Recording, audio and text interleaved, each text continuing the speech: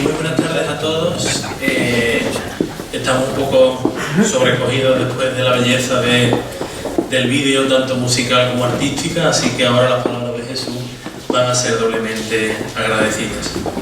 Bueno, bienvenidos otra vez a la 18ª jornada de Historia de Pilas. Para mí esta tarde presentar a Jesús Rojas Marcos es un doble placer. Primero porque es un historiador del arte extraordinario y segundo pues porque le aprecio mucho, hemos sido compañeros, colegas, ha sido mi profesor, hemos compartido muchas cosas y verdaderamente pues estoy seguro que ya lo conocéis del año pasado, pero os va a gustar mucho el tema que nos trae hoy. Jesús Rojas Marcos González es doctor en Convención Europea en Historia del Arte por la Universidad de Sevilla y premio extraordinario de doctorado en la convocatoria 2009-2010. Actualmente tiene la plaza de profesor ayudante doctor en el Departamento de Historia del Arte de la Universidad Hispalense. Forma parte del grupo de investigación Centro de Investigación del Patrimonio Artístico Andaluz de la referida universidad y de la Junta de Andalucía. Además, es académico correspondiente de la Real Academia de Bellas Artes de Santa Isabel de Hungría de Sevilla. Su perfil investigador se centra sobre todo en el arte moderno en Andalucía. En su dilatado currículum cuenta con comunicaciones y ponencias en congresos, jornadas, simposios nacionales e internacionales, con múltiples artículos editados en revistas especializadas españolas y extranjeras, con capítulos de libros y con libros en variadas temáticas artísticas. Entre estos últimos destacan Antonio Castillo Lastrucci, Estudios sobre el artista e inventario de obras, acuérdense que nos habló sobre este tema el año pasado, Romero Barros y Sevilla, Francisco Frutet, un pintor que nunca existió, por el que le dieron el premio Hispalense, Sin pecados del Rocío, Speculum Regina Roris, la escultura en la colección Belver, Maestros de la escultura española en la colección Belver, siglos XIX y XXI, hasta el XXI, Juan de Dios Fernández y la serie pictórica de San Francisco en la Rábida, la coordinación del catálogo de la exposición Misericordia Vultus, el rostro de la misericordia, celebrada en la Catedral de Sevilla en 2016 y Murillo en la Catedral de Sevilla, la mirada de la santidad en 2018, encargado por el Cabildo Catedralicio con motivo del cuarto centenario del nacimiento de este genial pintor barroco. Además ha sido comisario de distintas exposiciones, entre ellas en la Casa Museo Zenobia y Juan Ramón en Moguer y la Sala Ámbito Cultural del Corte Inglés de Alicante, y miembro de varias comisiones sobre restauración de obras de arte en el Instituto Andaluz de Patrimonio Histórico también. Hasta la fecha ha dictado conferencias en universidades, academias de bellas artes, instituciones y centros artísticos europeos y americanos. Ha intervenido como director y ponente en los cursos de verano y encuentros de otoño en la Universidad Internacional de Andalucía desde 2009 a 2014 y en diversos ciclos de conferencias organizados por la Real Academia de Bellas Artes de Santa Isabel de Hungría de Sevilla, la Real Maestranza o la Academia de Ciencias, Artes y Letras de Huelva, entre otras muchas instituciones. Como reconocimiento a toda esta labor fue distinguido en 2014 con el Premio Joven a la Cultura Científica en la modalidad de investigación concluida y en el ámbito de las ciencias sociales y humanidades, galardón concedido por el Consejo Superior de Investigaciones Científicas, el CSIC, y el Ayuntamiento de Sevilla. Me consta además que Jesús cuenta con el respeto y el cariño de todos sus alumnos, de la gran mayoría de ellos, y aparte, tiene muy buena prensa entre su alumnado. Y aparte, entre los colegas, pues es sumamente respetado, es joven, como pueden ver ustedes, pero con una enorme y dilatada carrera profesional e investigadora. Hoy nos va a hablar sobre los impecados de la Hermandad del Rocío de Pilas, historia, arte y devoción popular. Así que dale las gracias y dale la palabra. Muchas gracias.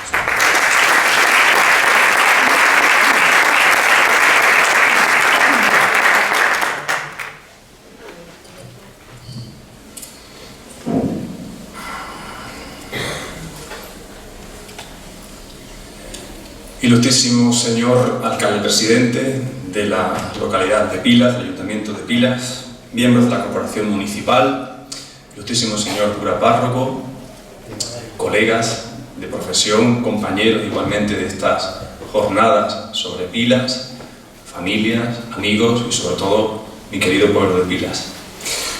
Muchísimas gracias por invitarme de nuevo, por ofrecerme la oportunidad de estar aquí con todos ustedes para compartir lo poquito que yo pueda ofrecerles, porque no dejo de venir sino para hablar de algo que es más suyo que mío y a lo que yo me he enfrentado solo pues, por una cuestión profesional. Pero no obstante, pese a que mi aproximación ha sido profesional, la absorción de todo lo que he estudiado lo voy haciendo cada vez más personal y cada vez más mío. Por lo tanto, si no cumplo desde el punto de vista académico, espero hacerlo por el cariño y por el amor que le he puesto a todo esto que hago.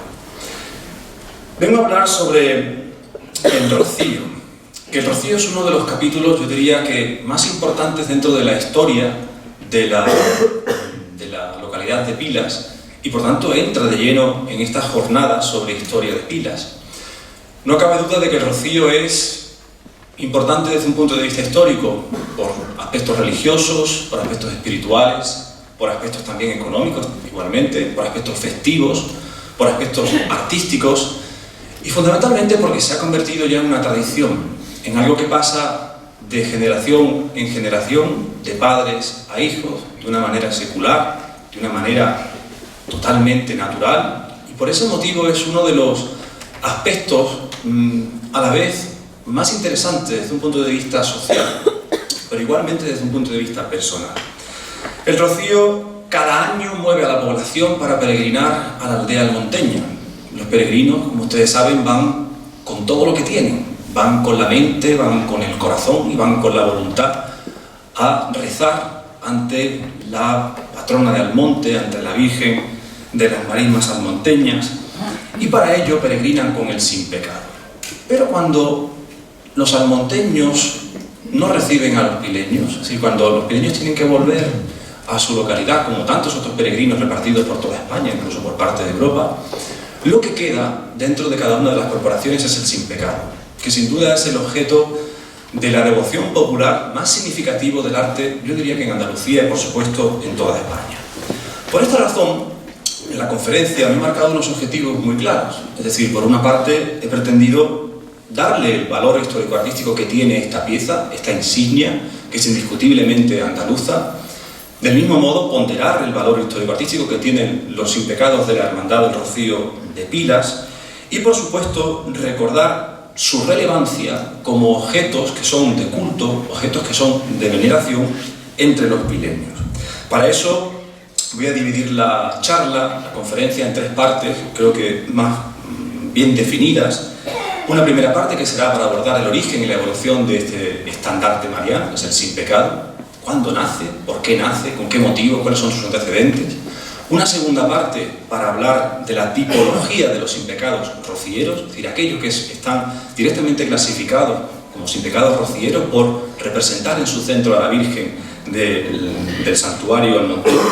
Y por último, el análisis histórico-artístico de los sin pecados de la Hermandad de Pilas. Vamos a empezar, por tanto, por la evolución. No sé por qué no funciona. Sí, sí. Bueno.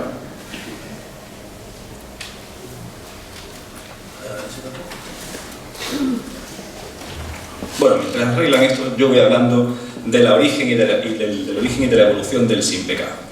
Para las hermandades filiales, el sin pecado rociero es una imagen vicaria, es decir, es una imagen vicaria de la Virgen del Rocío.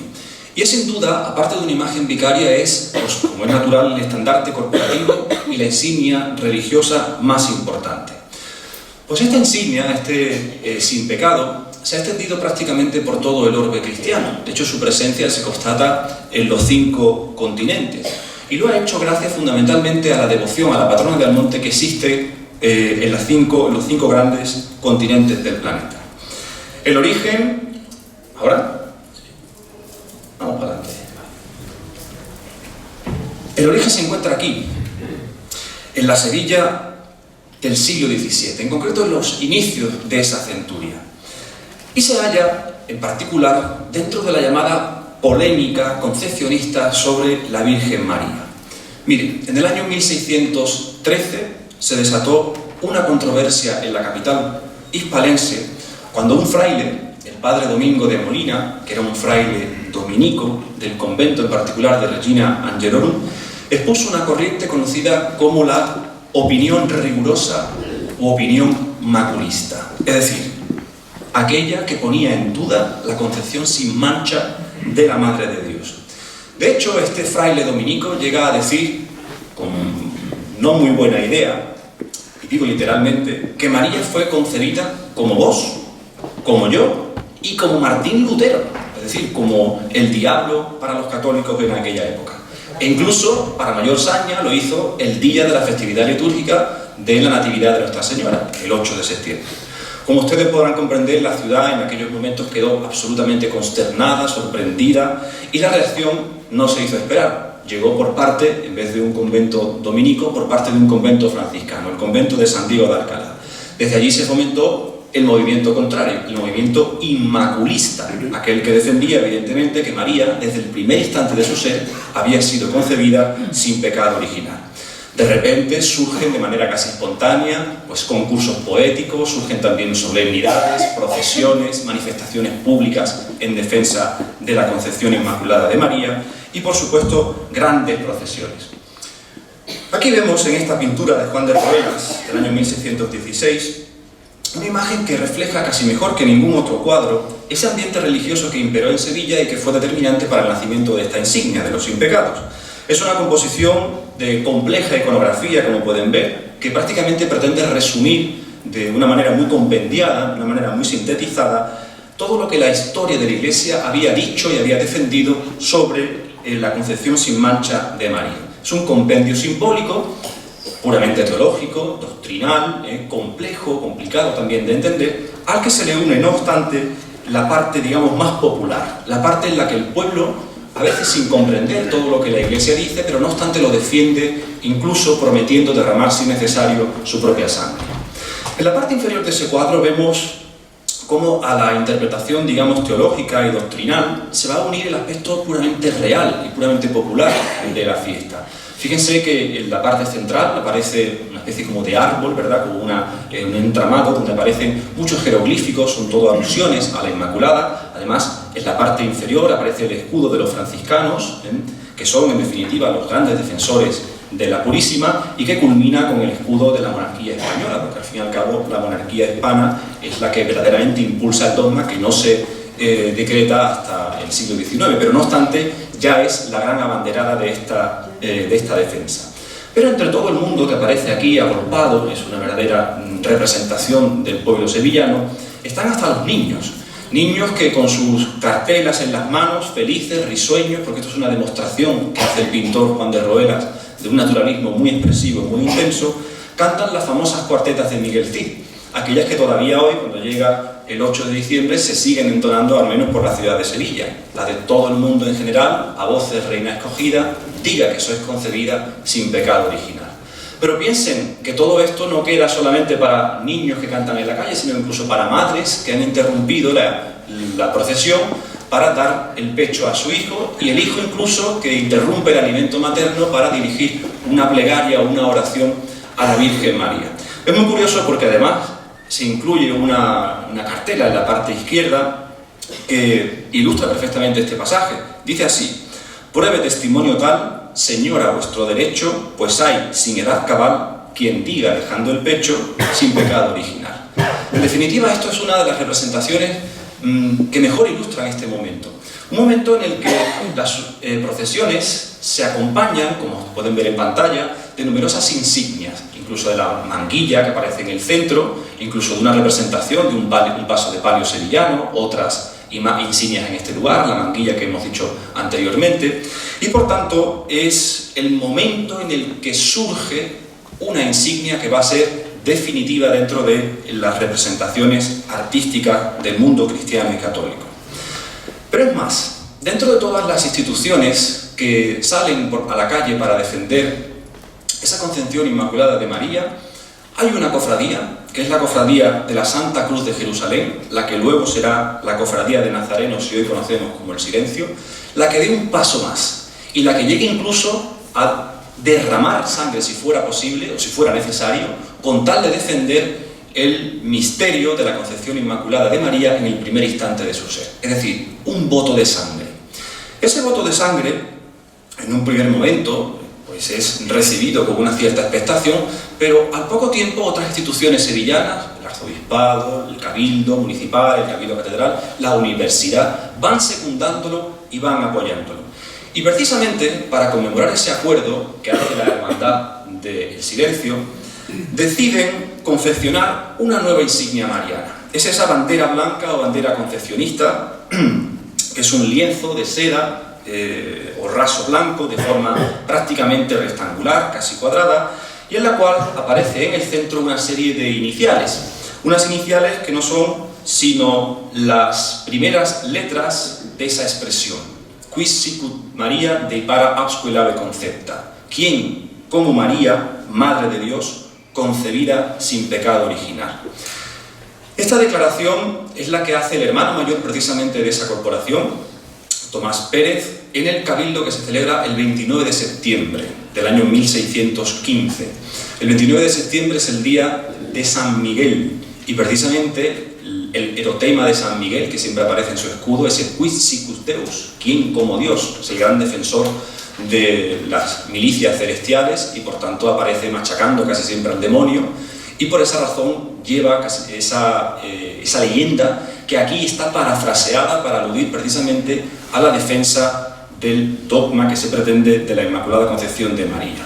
Pues bien, esta insignia, la original, fue sustituida en el año 1987 dado el Estado para que se pudiera conservar y se reprodujo con total fidelidad por parte de Manuel Ojeda Rodríguez, María de la Alegría González y Orfebrería Villarreal, y desde el año 1962 es acompañada en todas las funciones importantes, en la función principal de instituto e incluso en la procesión, con esos dos símbolos que son un cirio encendido y una espada, es decir, es la representación plástica y simbólica de ese voto de sangre emitido en 1615. Por tanto, es un reflejo del fervor inmaculista de la defensa a la Purísima que se hace en la época y supone, que es lo más importante para nosotros, un antecedente de lo que luego veremos será lo que conocemos por sin pecado. En la misma línea de esa bandera está el sinelave, que es otro antecedente y que también se porta públicamente para proclamar el dogma de la Inmaculada. Como ven, es una insignia sencilla, constituida por un asta de tubos de orfebrería, rematada en una imagen, o rematada en una María, un monograma, o rematada en una cruz, que está atravesada precisamente por un travesaño en la parte superior, y de la cual cuelga un paño de todo el ancho de ese travesaño y casi todo el largo de esa pértiga, donde se incluye esa frase latina, sinelave concepta, sin pecado concebida. Es una insignia que está cada vez, pues ha estado muy en decadencia, ha ido desapareciendo y en los últimos años se ha ido recuperando. Esta, por ejemplo, pertenece a la Hermandad de las Cigarreras de Sevilla, del año 28-29, pero la podemos ver en simpáticas fotografías, como esta de la Hermandad de San Bernardo, sobre el puente de San Bernardo, donde pues esos nazarenos, niños, mayores e incluso no nazarenos, también posan para ser inmortalizados. Esta es una magnífica insignia que desapareció en el año 36 y que en el año 2014 ha sido recuperada de nuevo. Pues hoy, dicho emblema, que es un emblema totalmente inmaculista, que defiende públicamente a la Inmaculada Concepción, es sustituido por el sin pecado, que dentro de todas las insignias concepcionistas es, sin duda, el emblema más conocido y el emblema más importante. Este emblema, esta insignia, este estandarte mariano, se impuso paulatinamente durante el siglo XVII y fundamentalmente a partir del siglo XVIII. ¿Por qué durante el siglo XVIII? Pues porque en el año 1708 el Papa Clemente XI declara la fiesta de la Inmaculada de precepto para toda la Iglesia universal. Y poco tiempo después, en los años 60, tienen lugar dos acontecimientos que serán para España especialmente importantes, porque el Papa Clemente XIII, precisamente a ruegos de nuestro rey, de Carlos III, proclama a la pura y limpia Concepción patrona de todos los reinos de España, es decir, de los reinos de la península y de los reinos de ultramar. Y en 1767, el mismo pontífice concede el rezo del oficio y misa propia de la Inmaculada en los sábados e incluso la mención en la letanía lauretana de la Mater Inmaculada. Por tanto, a partir de ese momento, pues se multiplican los sin pecado. Y lo que es más interesante es que el sin pecado va a nacer a partir del siglo XVIII, ya no necesariamente con una imagen de la Inmaculada, que es lo que aparece en el centro, ya no necesariamente con la leyenda sin el ave concepta o Ave María, el sin pecado concebida, sino que va a ir paulatinamente adquiriendo una libertad en cuanto a la vocación y también a la iconografía que representa en su centro. Es una imagen, es una insignia que perfectamente ilustra la evolución de este emblema, que no hace sino recoger un sentimiento religioso, una devoción en particular a María y un empeño particular de España por defender este dogma que no se va a proclamar hasta 1854. Todas estas imágenes están centradas, puede ser por una pintura, una escultura o un bordado, de una imagen de la Purísima. En este caso, para este magnífico sin pecado, que fue bordado por Guillermo Carrasquilla Rodríguez en 1947 para la Hermandad de la Amargura, el escultor Sebastián Santos efigió una deliciosa Inmaculada que reproduce la famosa Inmaculada Cieguecita de Martín de Montañés. Es lo que se coloca en el centro y es lo que preside, por tanto, estas representaciones. Sin embargo, como digo, con el tiempo, la inclusión de la Inmaculada en el centro, digamos que dejó de ser necesaria. Es decir, dejó paso a una representación iconográfica mucho más amplia, porque, en definitiva, la pura y limpia concepción de María había sido de alguna manera reconocida. Dicha doctrina se defendió y se consiguió erigir como dogma de fe en 1854 y por tanto se obviaba la necesidad de representar solo y exclusivamente la iconografía inmaculista. Por esa razón, a partir del 18 se enriquece con otras evocaciones y además, lo que es más curioso, no se llaman estandartes marianos porque aparezcan otras advocaciones, sino que se siguen llamando sin pecados pese a no aparecer en ellas la Purísima. Quizás el ejemplo más extremo sea este. Es un magnífico sin pecado de la Hermandad de los Negritos, donado por un hermano de la corporación, Salvador de la Cruz, en 1763, y es un ejemplar delicioso, dieciochesco, de unas líneas elegantes, sinuosas, movidas, de curvas y de contracurvas, de rocallas, que son las que indiscutiblemente fechan esta insignia, bordada, como ven, sobre un terciopelo, acompañada de los Sagrados Corazones, y en el centro, lo que es más interesante, una representación de la Virgen como sacerdotisa u oferente. Fíjense que es una representación de un modelo iconográfico en cierta medida heterodoxo, es decir, sería un modelo iconográfico extremo, porque hay cierta discusión o no permisividad con esta representación.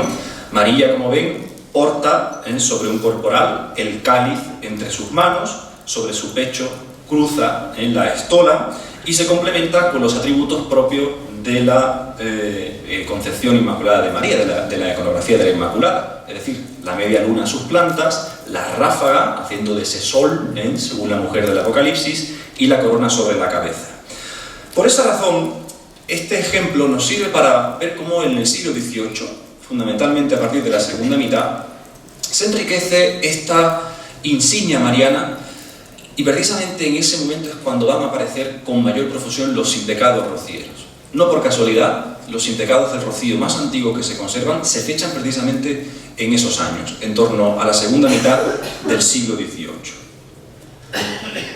Vamos a ver en qué consisten estos sin pecados, cuáles son sus divisiones pues, por morfología, sus divisiones igualmente pues, por su confección técnica, por su estilo, por la imagen central. Es decir, ¿de qué manera podremos dividir una insignia que ya prácticamente tiene una entidad propia, como es la de sin pecado rociero, distinguido del resto de sin pecados, no necesariamente con una efigie de la Virgen del Rocío? Todo esto empezó pues, hace ya unos cuantos años, estamos en 2020, y en 2012 tuvimos la fortuna de publicar mi maestro, el profesor González Gómez y yo, una monografía que precisamente se titulaba pues, con la alusión que he comentado con anterioridad, Sin pecados del Rocío, Speculum Regina Erroris, es decir, espejo de la reina del Rocío, porque los pecados no son sino el mejor reflejo en el que los devotos pueden ver a la Virgen que permanece en el santuario de Almonte. Entonces, en esta monografía que la editó la Hermandad Matriz y que la editó también la editorial Tartesos, que es del año 2012, recogimos todos los sin pecados de las 110 hermandades filiales que por aquellas calendas había. Piensen que en el mes de diciembre pasado, en concreto el 3 de diciembre del 19, entró la número 125, que es la Hermandad de Linares. En aquella ocasión nosotros recogimos 212 sin pecados, conocidos, muchos de ellos por supuesto conservados, a los que habría que sumar todos los del resto de hermandades filiales que han llegado hasta el día de hoy. En cualquier caso, cuando hicimos ese recorrido, nos dimos cuenta de la enorme variedad morfológica, técnica, material, iconográfica y estilística, por supuesto, que hay dentro de este rico y variado mundo. Pues bien, según la morfología, podríamos hacer distintas divisiones. Por ejemplo, hay una primera tipología que nosotros denominamos de perfiles rectilíneos, fácil de entender, es decir, se corresponde evidentemente con aquellas insignias que tienen los perfiles rectilíneos. Y normalmente se suelen ascribir a las insignias más antiguas, a los impecados más antiguos. Parece ser que con la evolución esas líneas perimetrales que son rectas poco a poco se van liberando y van adquiriendo pues, un contorno mucho más sinuoso y un juego más dinámico de las citadas curvas y contracurvas. En este caso, el simpecado antiguo de la Hermandad de Villamanrique, fechable en la segunda mitad del 18, es uno de los mejores ejemplos. Es un simpecado bordado en plata sobre terciopelo de color rojo con distintos motivos, la salutación a María, Ave María, en cada una de esas patas o flámulas, que es como se llaman, esos dos picos que tienen la abertura central precisamente para que lo pueda ver y lo pueda portar el cofrade o el nazareno de turno, es decir, para que pueda ver a través de esos dos picos. Pues es uno de los ejemplares que se corresponden con esa tipología de perfiles rectilíneos, pero no es el único. También, por ejemplo, en el año 1995 se ultimó este simpecado de Palomares del Río, diseñado por David López, que es el autor de la pintura, y confeccionado por Bordado Santa Bárbara. Es un ejemplar muy elegante, muy sofisticado, que está diseñado sobre ese rico fondo textil, que es un tejido de brocado rosa, mascado, de gran sofisticación, y parece que es de procedencia hispano-filipina, y es un ejemplo de cómo ese perfil rectilíneo, aunque sean normalmente los ejemplares más antiguos, pero sin embargo se siguen reproduciendo hasta hace relativamente poco tiempo. Una segunda tipología sería la que denominamos de orejillas. Es una denominación popular, evidentemente. ¿Y por qué se llama de orejillas? Pues por el carácter sobresaliente de los extremos laterales de la parte superior, que recuerdan a las formas de las orejas. Piensen que el mismo simpecado antiguo de la Hermandad Matriz de Almonte, fechable entre 1813 y 1822 y adscrito a esta monja profesa del convento dominico de la Encarnación de Almonte, a Sor Mariana del Rocío, se circunscribe dentro de esa tipología de orejilla. Fíjense cómo en los extremos superiores de repente se amplía para dar paso a esas protuberancias que no son sino el recuerdo, parece ser un recuerdo, de esas orejetas u orejillas. Es una pieza muy interesante, fue una pieza soberbia, evidentemente, bordada en oro, sobre sedas de colores, abundante pedrería, pero por su mal estado de conservación, en vez de restaurarse, lo que se decidió fue sustituirla por la actual, que luego veremos. Igualmente, no hay que remontarse al siglo XIX, sino relativamente hace pocos años, hace 20 años, en el 2000, se estrena esta magnífica insignia de la Hermandad Filial de Hinojos, diseñada por José Manuel Elena Martín, sobrino de Esperanza Elena Caro, realizada en el taller de sucesores de Esperanza Elena Caro, con la orfebrería de Jesús Domínguez Machuca y con la pintura central de Santiago Martín.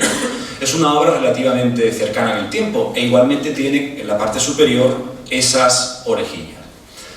La tercera tipología, en función de su forma, la podemos denominar de mariposa.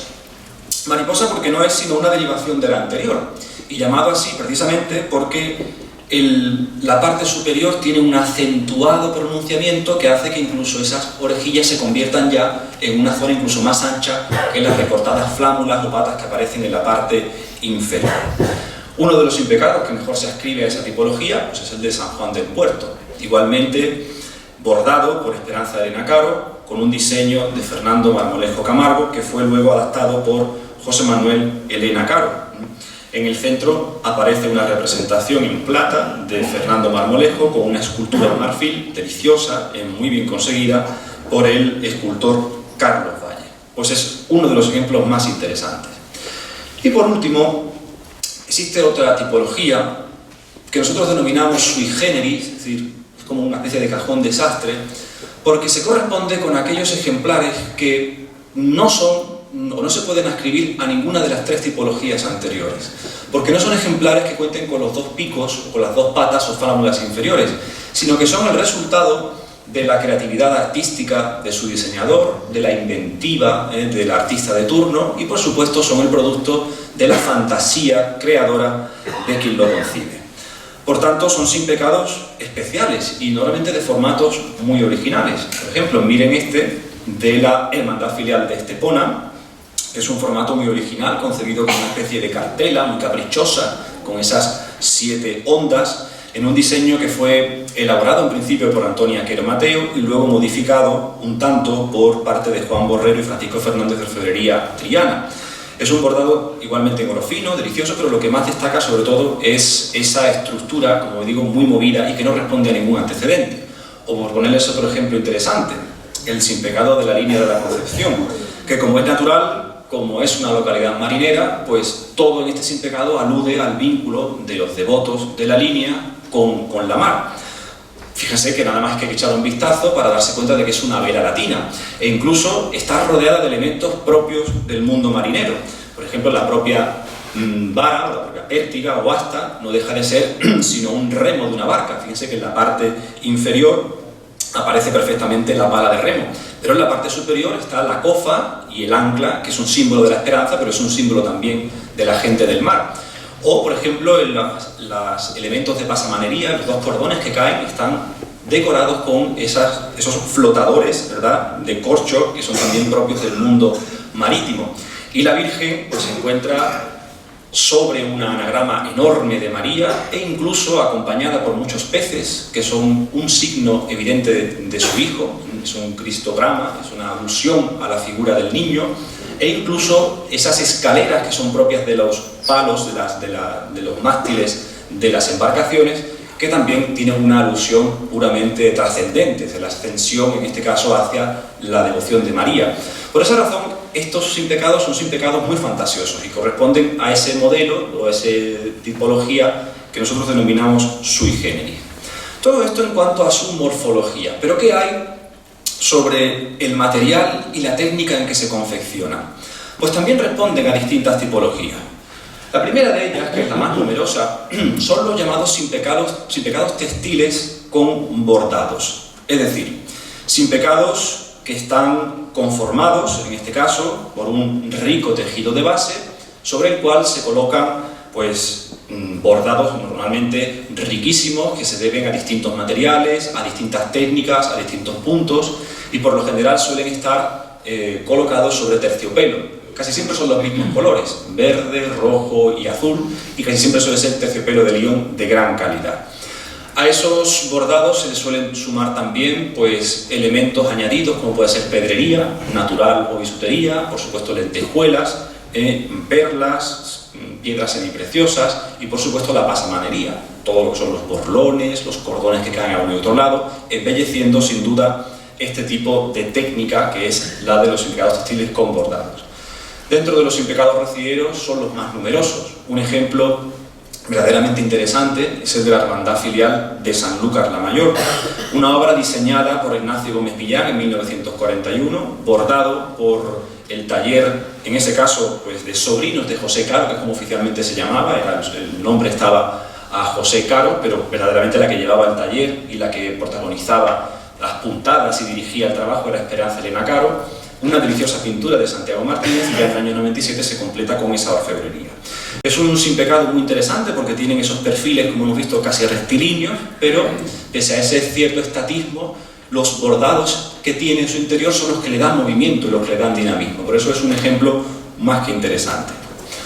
Una segunda tipología, en función de su técnica, pues son sin pecados textiles a los que se aplican elementos argénteos.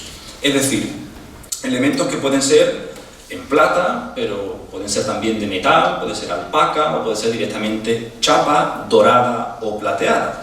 Son sin pecados en menor número que los anteriores, pero no obstante son sin pecados que ocupan un lugar, digamos, muy destacado dentro de ese catálogo de sin pecados rocieros. Por supuesto, lo más llamativo son esas aplicaciones argénteas refulgentes que se deben a la labor de los orfebres y que suelen ser, como es natural, cinceladas y repujadas todas esas piezas.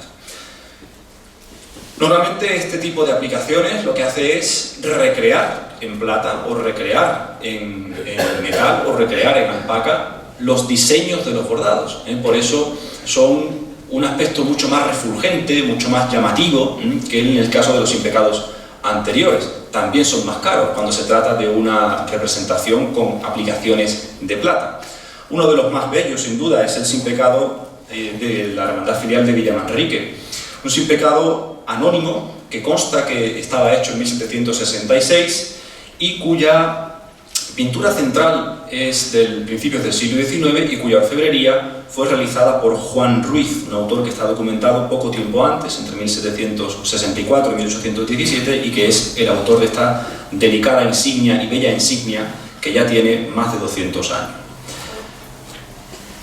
Y un tercer tipo de simpecados, en función de esa técnica, pues es un simpecado mixto, es decir, el que une bordados con aplicaciones argénteas.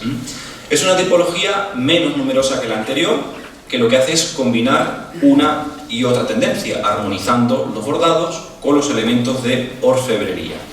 Es muy frecuente, aunque el ejemplo quizás más interesante, porque es el más claro de ver, es el simpecado de la Hermandad Filial de la Puebla del Río.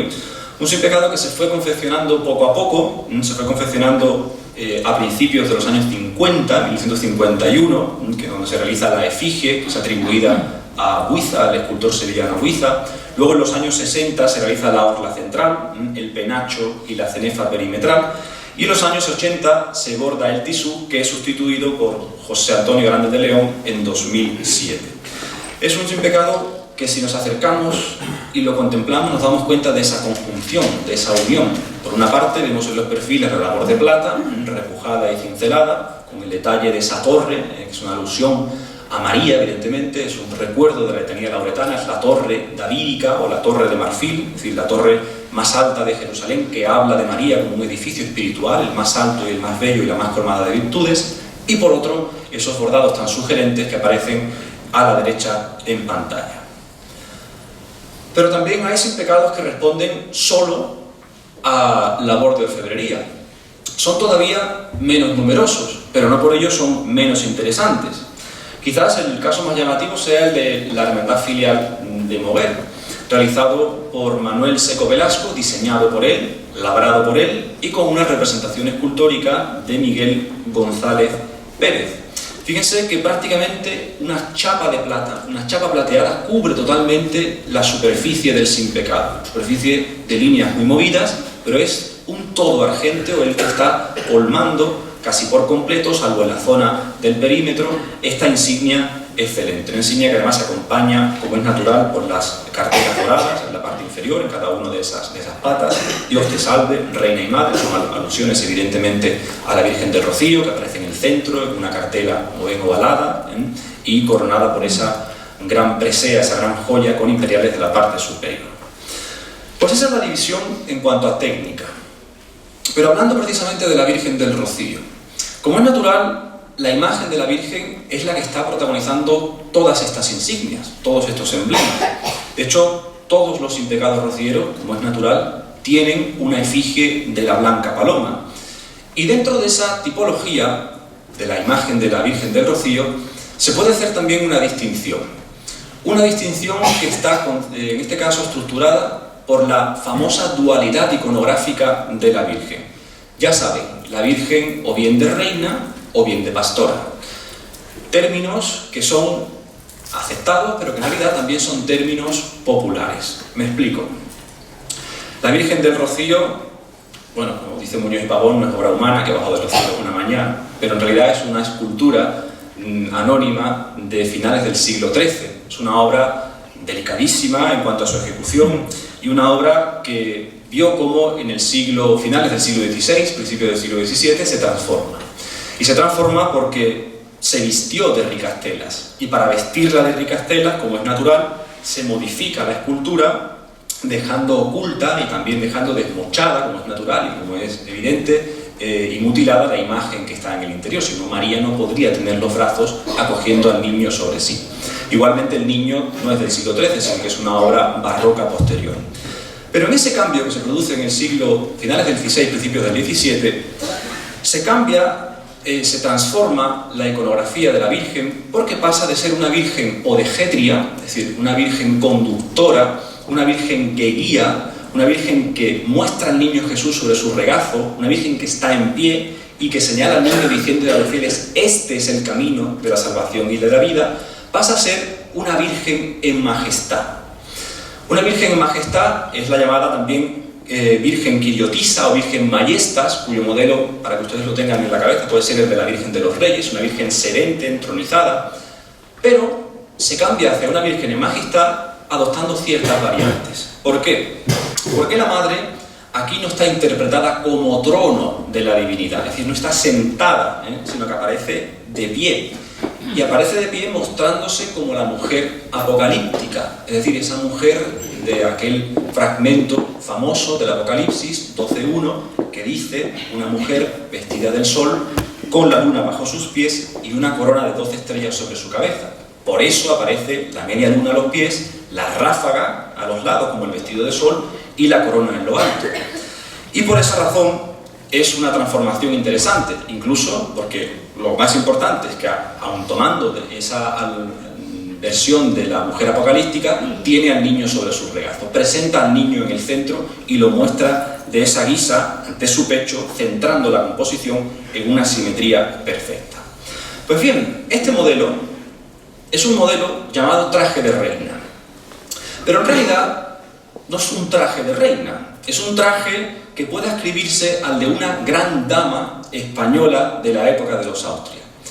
Para que ustedes vean, ese tipo de traje está bien definido, está muy estudiado además, y se compone de abajo arriba por esa basquiña o falda, que es una falda totalmente acampanada, con ese verdugado o también armazón, que es un armazón cónico formado por aros para que se mantenga ahuecada y tensa, el jubón y el corpiño para cubrir el busto, las gorgueras de encajes que están adaptadas a cofia o toca, las mangas que suelen llevar los puños o los huelillos, también de encajes, y las mangas que se llaman de punta o mangas perdidas, que son las que aparecen debajo sobre las del jubón. Unas mangas perdidas que son estas de aquí, que luego en el siglo XIX se transformará en el mantolín. Pues para que vean de dónde viene esta imagen, para que vean que no les miento, que esto es verdad, todo lo que estoy diciendo, fíjense en este magnífico retrato de la gobernadora de los Países Bajos, de la hija de Felipe II, Isabel Clara Eugenia, acompañada de Magdalena Ruiz, donde se aprecia perfectamente que ese traje está tomado del traje de corte de una gran dama de corte de la época de los Austrias. Por tanto, es a finales del XVI y principios del XVII cuando la Virgen se transforma para adquirir esa iconografía. Una iconografía que aparece pues, en una de sus primeras representaciones en esta tabla famosa que perteneció a la sillería de la parroquial de Almonte, que se salvó milagrosamente en el año 1936, en la que vemos a la Virgen que luce manto, cuyas puntas o encajes inspirarán luego la famosa ráfaga de puntas que en 1733 dona José Carlos Tello de Eslava, canónigo de la Catedral de Sevilla, y su hermana Isabel también. O por ejemplo, unos años más tarde, en 1696, este azulejo, además se indica la vocación de la Virgen, se indica la fecha y se dice concebida sin pecado original, aludiendo de nuevo a la Inmaculada Concepción, donde aparece la Virgen luciendo un manto sobre los hombros, hoy lo lleva sobre la cabeza, y llevando una toca, que es la llamada toca de papos, que aparece enmarcando su rostro, rodeando el rostro, y que será el que luego, andando el tiempo, en el siglo XIX, se transforme en el famoso rostrillo de la Virgen, que encierra el rostro de la Virgen, siendo una de las imágenes más conmovedoras y sobre todo más fácil de identificar para los devotos y también para los curiosos.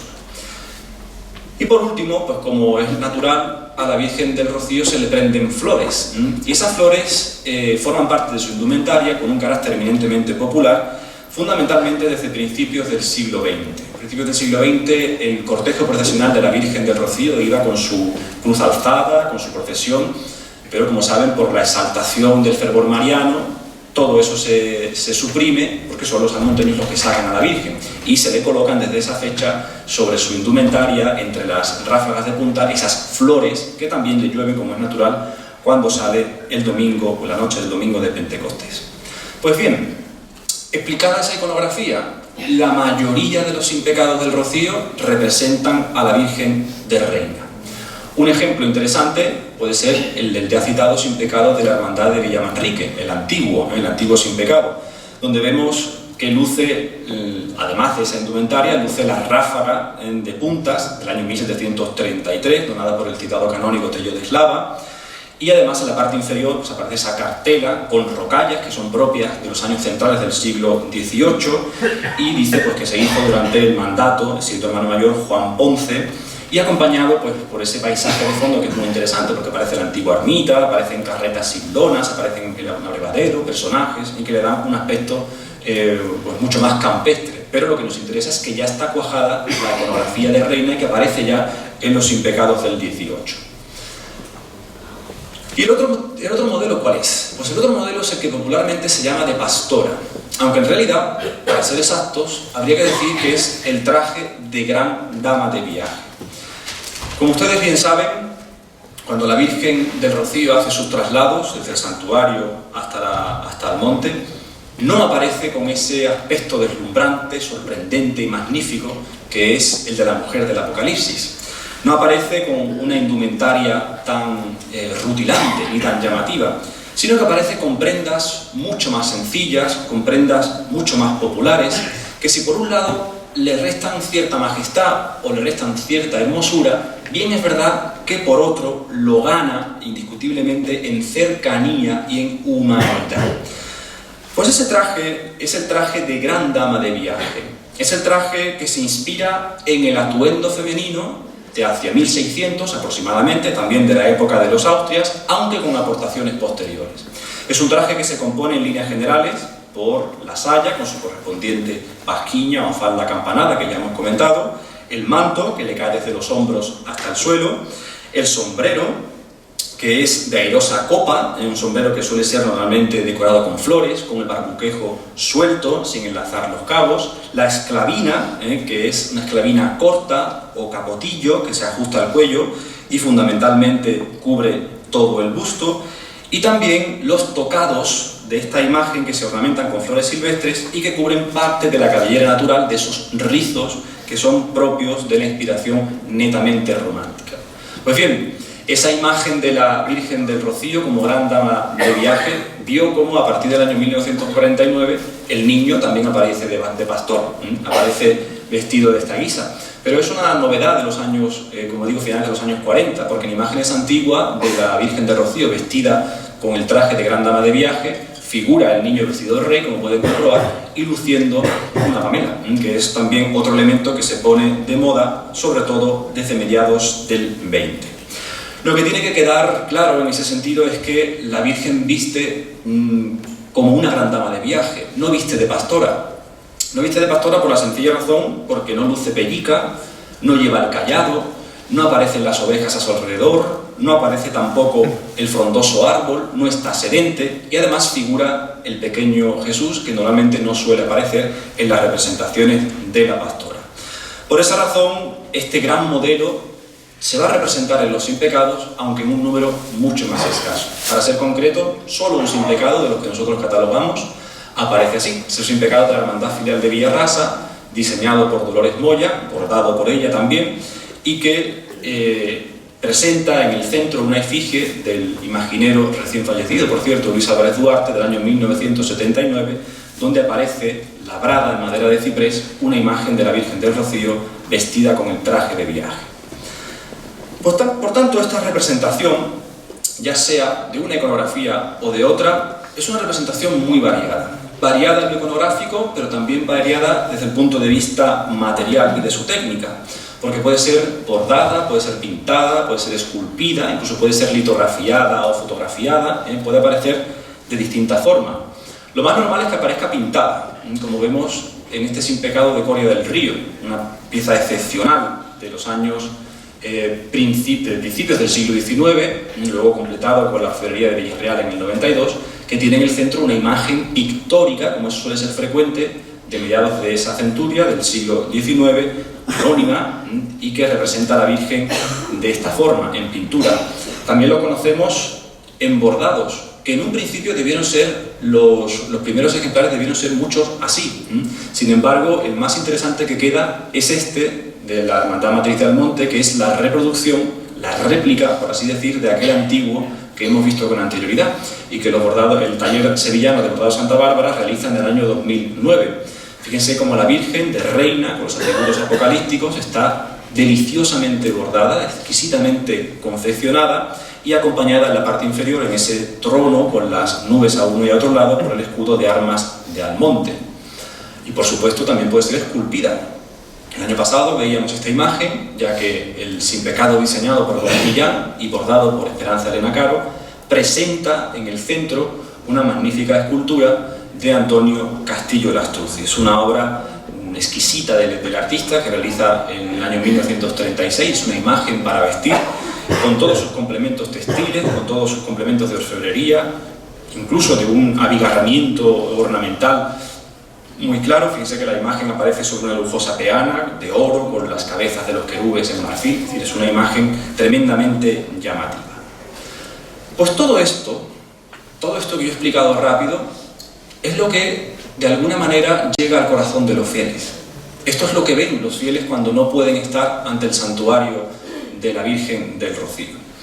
Porque desde que la Virgen del Rocío cuenta con hermandad matriz y cuenta con hermandades filiales, esas corporaciones, desde cada vez puntos más alejados de la aldea almonteña, han peregrinado hasta aquel lugar portando los sin pecados. Igualmente, han hecho su presentación ante la hermandad matriz luciendo sus sin pecados. Asisten a los cultos en representación de su propia corporación mostrando su sin pecado.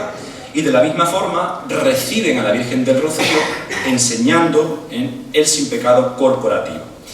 Es el sin pecado también el que sirve de regreso para todas esas corporaciones que vuelven después del famoso domingo de Pentecostés, cada una a sus sedes, y es por tanto el sin pecado el que utilizan como speculum regine Roris, es decir, como espejo de la Reina del Rocío. De ahí el título y de ahí el significado profundo de estas insignias que evolucionaron desde el siglo XVII y que hoy tienen ya una entidad totalmente definida. Vamos a ver cuáles son los sin pecados de Pilas. Es decir, hecho este panorama, el origen y la tipología de los sin pecados, ¿cuáles son los sin pecados de la hermandad filial de Pilas? No hace falta que yo les recuerde que la Virgen del Rocío es una de las imágenes de mayor devoción en la localidad y por esa razón su hermandad es una de las más antiguas. De hecho, es la segunda entre las filiales y en la regla de la hermandad matriz del año 1758 la filial pileña figura también en segundo lugar. Eso lo convierte o la convierte a esta filial en una de las más antiguas, como ustedes podrán comprender. De hecho, se habla del año 1650 porque es en la fecha que figura en el perímetro del que ustedes conocerán, el famoso óleo sobre lienzo oval que se halló en 1926 y que se conserva en una colección privada de la localidad. Es uno de los testimonios histórico-artísticos más importantes de la devoción en este lugar y sobre todo en toda la zona occidental de Andalucía y en toda la historia rociera. Es un testimonio muy interesante, sobre todo desde un punto de vista histórico, porque si bien, siendo justo, desde un punto de vista artístico, la factura es una factura discreta, corresponde a un anónimo autor de modesta técnica, no obstante es un óleo muy importante porque va a servir de referencia y de modelo para algunas de las pinturas de la Corporación de Pilas. Como ven en la imagen, pues aparece la Virgen en el centro, vestida de reina, con el manto con puntas o encajes, luciendo también igualmente la toca, la media luna como atributo apocalíptico, el cetro y la corona como reina, y aparece sobre una peana dorada, que a su vez está elevada en ese altar, centrado por el monograma de María y secundado por esos candelabros de plata con los cirios encendidos. Y quizás lo más curioso es que está respaldada por ese cortinaje y bajo ese dosel que luego veremos en otras representaciones de la Corporación Filial de Pilas. Lo más interesante, como ustedes también se imaginan, es esa leyenda que corre aureolando la imagen central y que dice: soy de la hermandad de Nuestra Señora del Rocío de Pilas, se hizo año de 1650. Esto es una demostración de que el fervor popular por la imagen del Rocío ya estaba bien asentada a mediados del siglo XVII. Y de hecho se va a prolongar. Sabemos documentalmente, gracias a las investigaciones de María Paz Sánchez Irizo, que en 1857 hay voluntad de que se erija, de que se realice una imagen una efigie para el rocío de Pilas. Esta señora que lo intenta es María del Socorro Muñoz, que era mujer de Juan Manuel de la Cuesta, el hacendado más rico de la población, y que manda en disposición testamentaria construir en la capilla parroquial, en la iglesia parroquial, una capilla a la Virgen del Rocío. Una capilla que se erigiría donde estaba el altar de ánimas, frontero a la capilla de la Virgen del Rosario, y donde figuraría un altar con una imagen de la Virgen del Rocío. Y además dice la documentación que sea a coste o que se gaste sin limitación alguna todo tipo de adornos, todo tipo de vestidos, y todo lo necesario para acometer la hechura de esa imagen mariana. Sin embargo, tan ambicioso proyecto no cuajó y tuvo que esperar un tanto. No obstante, pese a que ese proyecto del 800 no cuajara, yo tengo para mí que fueron unos años de especial devoción dentro de la localidad, porque no por casualidad, por entonces puede fecharse el sin pecado de la Hermandad de Pilas más antiguo del que hoy se tiene conocimiento. Este sin pecado, que es fechable en el siglo XIX, anónimo, también en colección particular de la localidad, responde al modelo llamado de mariposa, amplia zona superior, y está bordado sobre terciopelo verde, que es el color de la corporación, terciopelo verde de Lyon, y decorado con esos motivos vegetales completamente estilizados que, como ven, están aureolando y rodeando el lienzo central de la Virgen del Rocío, vestida de reina sobre fondo neutro y amparada por ese cortinaje rojo intenso. Es un sin pecado importante desde un punto de vista histórico, que en el año 1914 adquirió su aspecto actual, cuando la bordadora también local, Paca, la de Rosita, pasó el bordado a un nuevo terciopelo, a ese terciopelo verde que estamos comentando. Hay algunas imágenes antiguas que así lo demuestran, por ejemplo esta foto del año 1914, si no tengo mal entendido, en el que aparecen los romeros pileños de ese año en torno al sin pecado. Según las consultas que he podido hacer, entre los pileños y romeros que aparecen en esta fotografía, el que porta el sin pecado, el hermano mayor de ese año, era Juan Porras, y la señora que tiene el banderín en la mano derecha es Dolores, llamada la Coneja, si no tengo mal entendido. Pues bien, esta es una de las imágenes más señeras de la devoción al Rocío en Pilas, que va a continuar también cuando lleguemos a la centuria pasada, al siglo XX. Recuerden que en el siglo XX, en el año 1919, tuvo lugar uno de los acontecimientos más importantes dentro de la devoción rociera. El 8 de junio de ese año, el cardenal arzobispo de Sevilla, don Enrique Almaraz y Santos, coronó canónicamente a la patrona del monte. Era la primera imagen en Huelva coronada, en este caso canónicamente, y la primera imagen que inició una larga serie que se potenció fundamentalmente en el año 1992. Qué duda cabe que el cardenal Almaraz tuvo que tener una gran influencia en la coronación canónica de la Virgen, porque la coronación que se dicta desde Roma la realiza el Papa Benedicto XV, y se sabe que cuando este Papa era nuncio de su santidad en Madrid tuvo amistad con el cardenal Almaraz. Piensen también que este acontecimiento hace que el vizconde de La Palma, Ignacio Cepeda Soldán, escriba una crónica que se publica en el año 1923, y también que un personaje fundamental en la Sevilla de esos años, como es el canónigo Muñoz y Pavón, se erija en el verdadero responsable, en el verdadero impulsor de la coronación de la Virgen del Rocío. Él es el que en esa fecha compone las famosas sevillanas, y él es también el encargado de presidir la comisión de los ineludibles y prolijos preparativos, con todo lo que eso conlleva, evidentemente, de nuevos mantos, de nuevas coronas, como es natural, coronas para la Virgen, coronas para el niño, restauración de piezas, etcétera, etcétera, etcétera.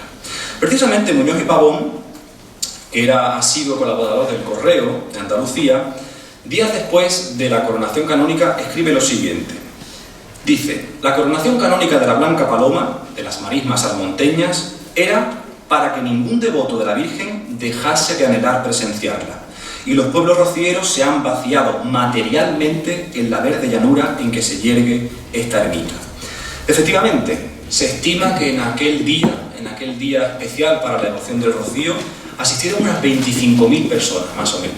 25.000 fieles, entre romeros a pie, entre jinetes a caballo, entre 120 coches, 514 carretas y 13 hermandades. Y entre esas hermandades, una de las que acudió y una de las que se vació materialmente, estuvo, por supuesto, la de Pilas. De hecho, Con motivo de esa fecha, con motivo de ese acontecimiento, se realiza un sin pecado ejecutado, confeccionado por la citada Paca la de Rosita. En esta foto deliciosa, que como vemos representa una parada de los romeros en los que los pileños están bailando sevillanas, junto pues, lógicamente a las carretas y a la carriola, presidida por el sin pecado, aparece la insignia en el centro. Un detalle de este emblema, vemos que bueno, pues esta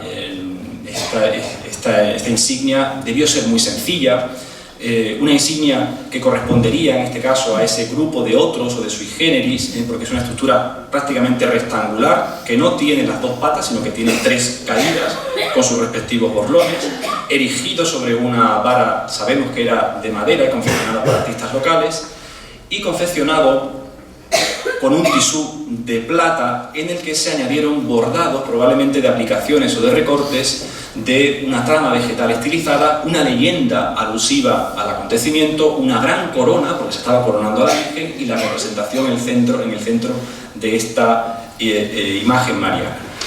Tras la peregrinación de ese año, del año 1919, se da por desaparecido y se sabe que fue utilizado en parte para confeccionar una saya de la imagen que por fin en 1941 consigue tener la Hermandad del Rocío, que es la imagen que ya en su momento, el año pasado, analizamos de Antonio Castillo Lastruzzi.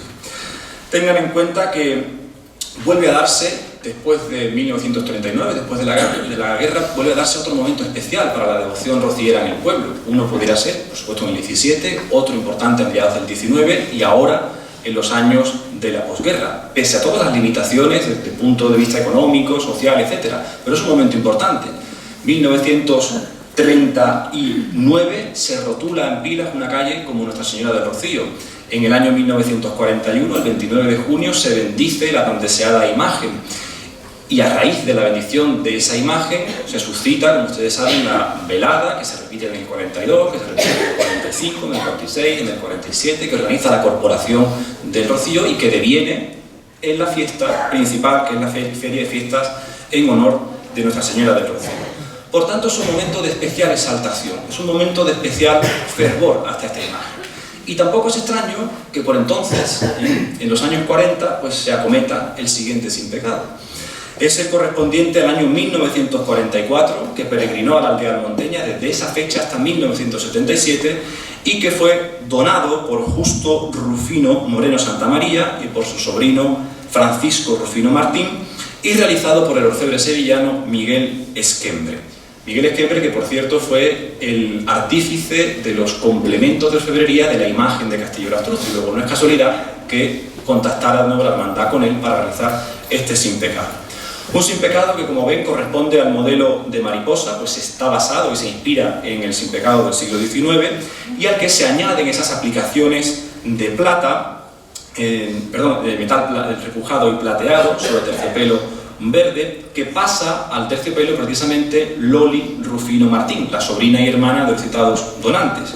Es un sin pecado que reaprovecha una vara anterior del año 1917 y es un sin pecado de una historia un tanto compleja, porque ha sufrido múltiples restauraciones y transformaciones. Tengo constancia del año 1951, del 72, del año 87, del año 1999 e incluso del año 2007, cuando se le cambia el terciopelo, se le añaden estrellas y se le incluyen las campanitas que aparecen en la parte inferior. En cualquier caso, es un sin pecado hermoso en cuanto a sus motivos. Son, por supuesto, motivos vegetales muy estilizados, llenos, como es natural, de componentes simbólicos. En el centro, como pueden imaginarse, pues aparece la representación mariana, acompañada en la parte superior por la paloma del Espíritu Santo, que le otorga a la Virgen precisamente ese poético y bello nombre de Blanca Paloma, el monograma de María, en la parte inferior la fuente que alude a la villa, es decir, a la villa de Pilas, el escudo corporativo y probable origen toponímico de la ciudad, y por supuesto las estrellas que vuelven a ser tanto alusión para los peregrinos, porque las estrellas iluminan la noche en plena oscuridad, pero también es una alusión a María. María es Stella Maris, estrella del mar, y es Stella Matutina, es estrella de la mañana.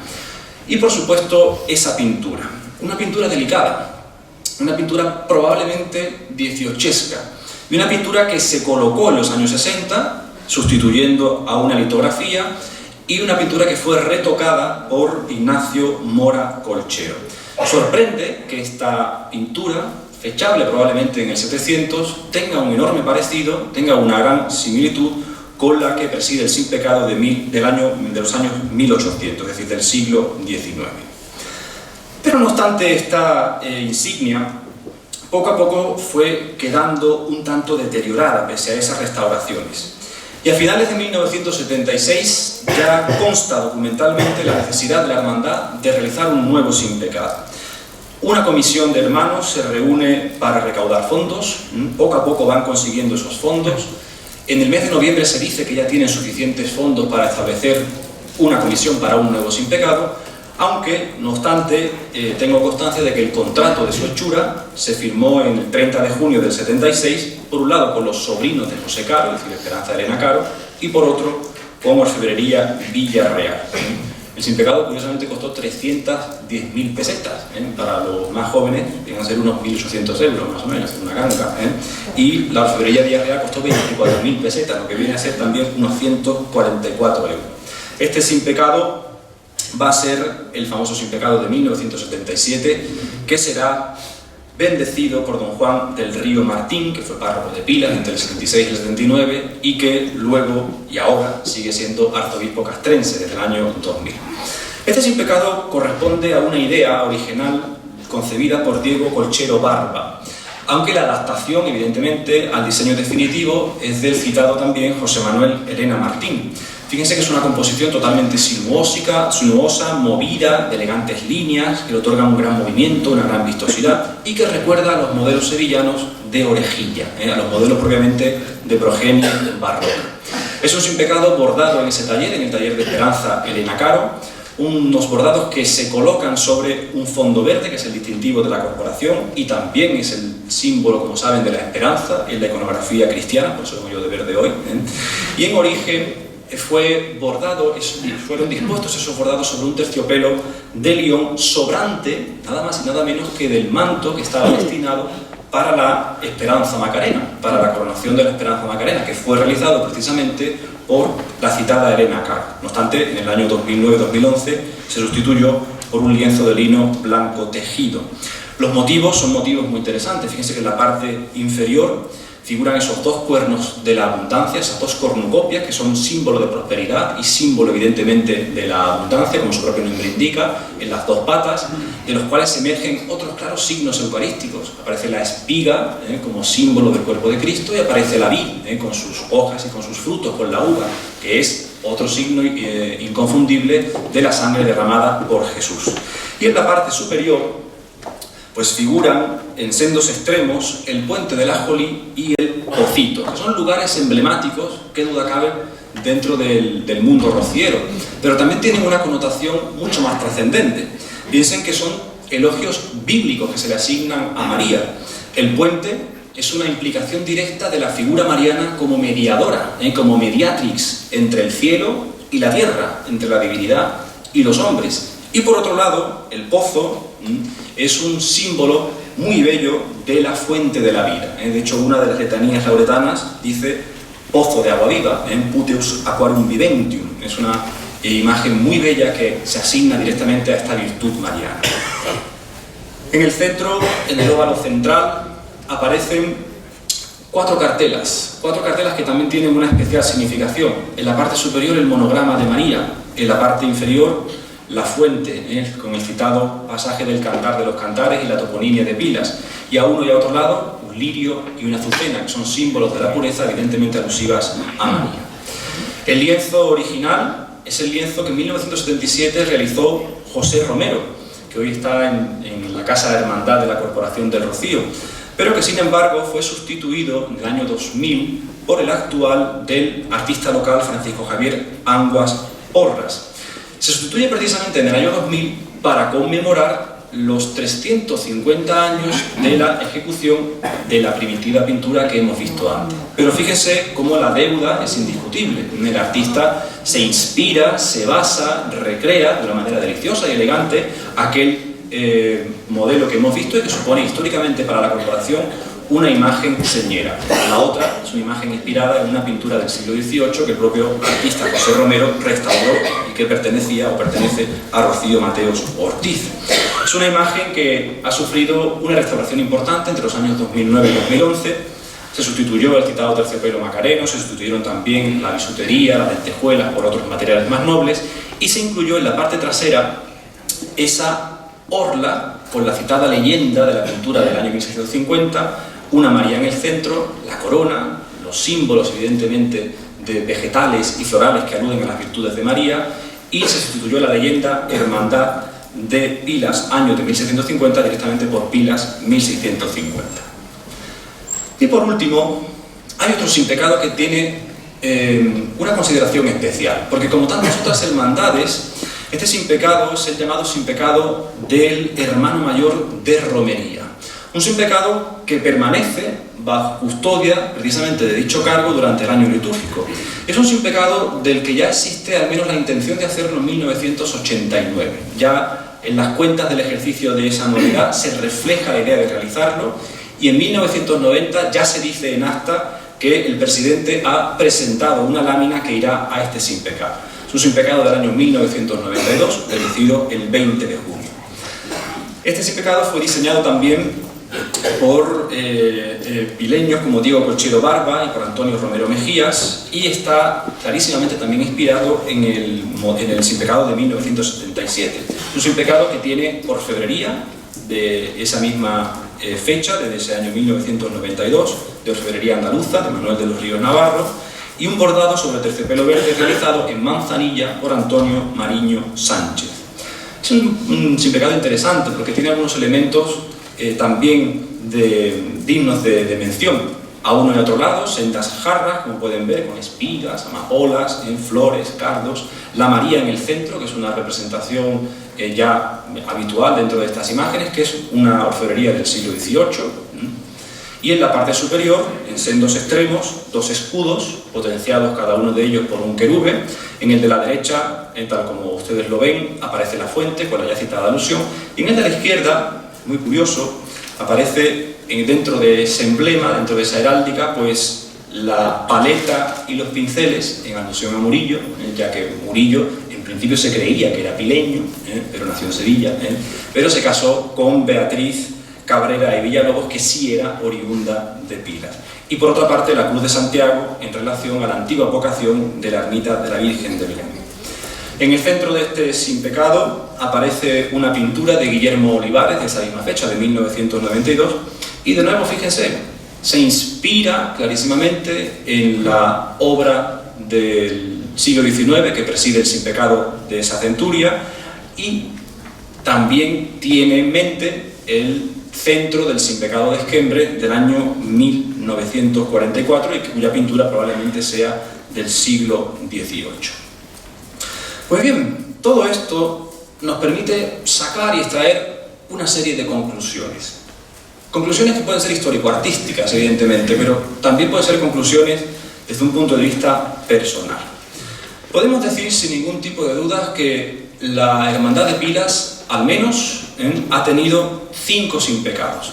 5 sin pecados conocidos, que probablemente tuviera más, como es natural, porque si se remonta a la devoción, al menos hasta el siglo XVII, o en el siglo XVII es evidente que por aquellas fechas contaría con una insignia, de los cuales se han conservado 4, y uno lo conocemos solo a través de fotografía.